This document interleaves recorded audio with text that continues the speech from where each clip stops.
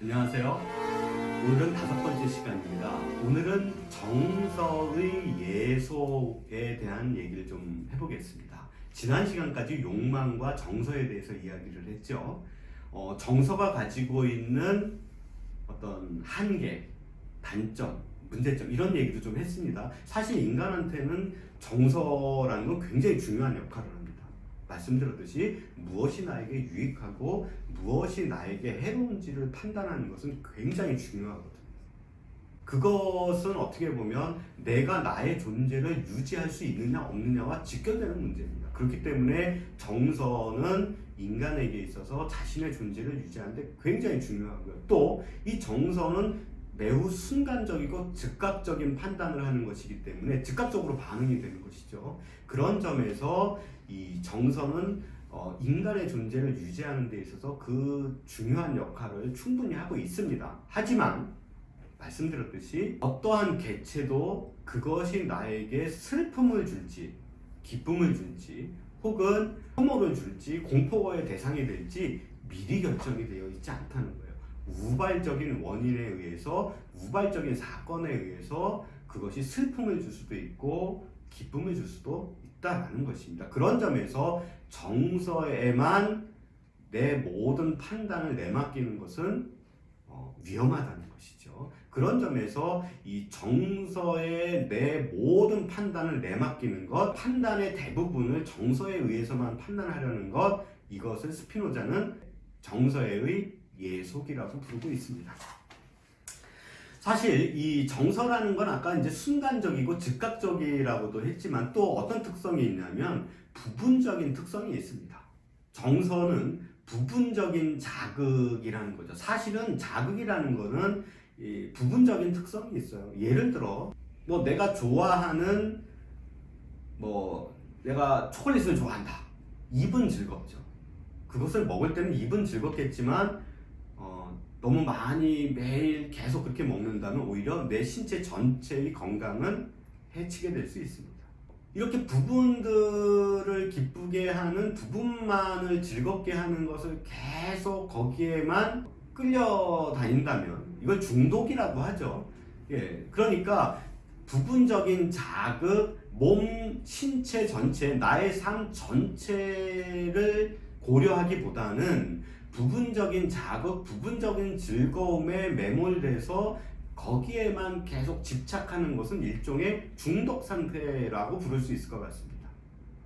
실제로 중독이 존재하죠. 자, 그것을 자기가 기쁘다고 좋은 것이라고 여기면서 계속 추구하지만 점점 더 신체는 망가지게 되거나 문제가 생기게 되잖아요. 그런 점에서 이제 이 자극이라는 것은 부분적인 자극에서 이제 머물러 있다. 그런 한계를 가지고 있다. 이성적인 노력은 무엇입니까? 부분적인 자극에 얽매여 있다기보다는 몸 전체, 나의 삶 전체를 고려하려고 하죠. 그렇기 때문에 어릴 때는 약을 먹을 때 어떻습니까? 특히 한약 같은 거 어릴 때 어린아이들은 약을 입에 넣어주면 쓰다고 먹지 않죠. 또 주사를 맞을 때 어떻습니까? 아프다고 주사 맞지 않으려고 하죠.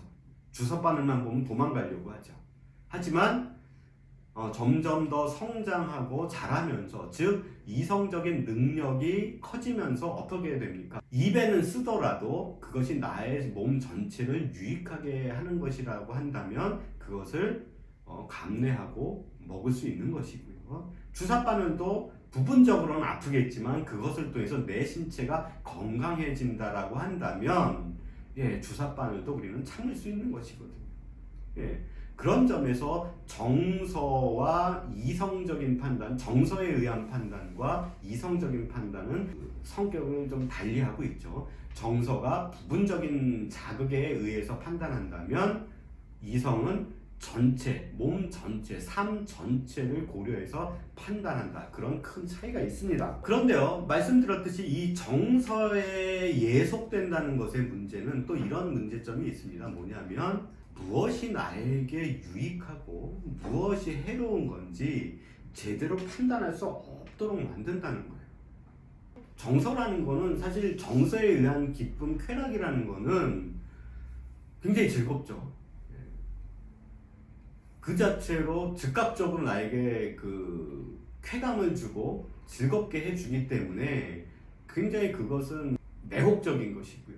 그것에 끌릴 수밖에 없는 것이죠. 하지만 이것에 의해서 계속 판단하게 될 때, 그러니까 정서적인 판단에 많이 내맡기게 될 때, 그때는 무엇이 정말로 나에게 더 유익하고 또 무엇이 나에게 더 해로운 것인지 제대로 판단할 수 없게 만든다는 거예요.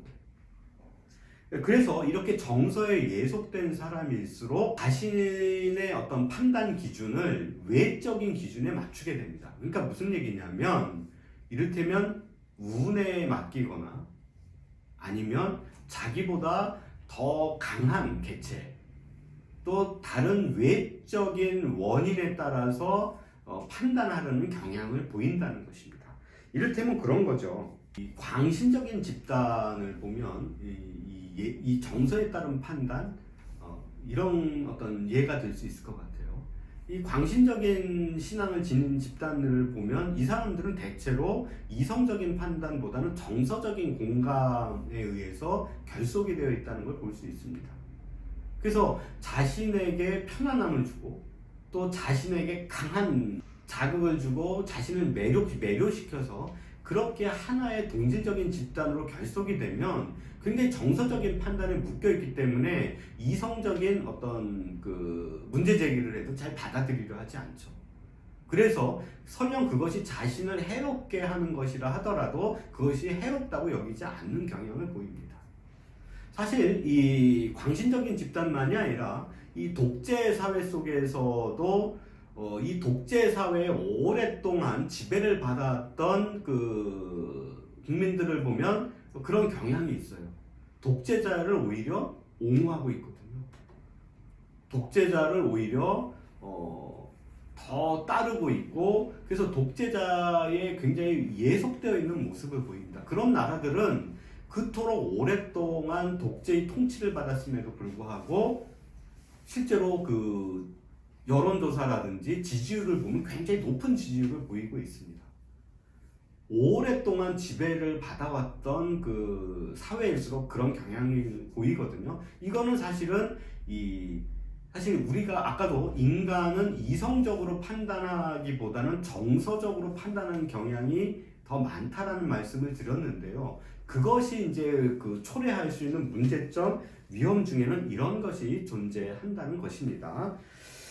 자, 그렇기 때문에 이 정서의 예속으로부터 벗어나기 위해서는 이 각자의 자신의 욕망에 대해서 잘 판단하고 분별하는 노력이 필요하다는 것이죠. 예, 오늘은 여기까지 살펴보도록 하겠습니다. 네.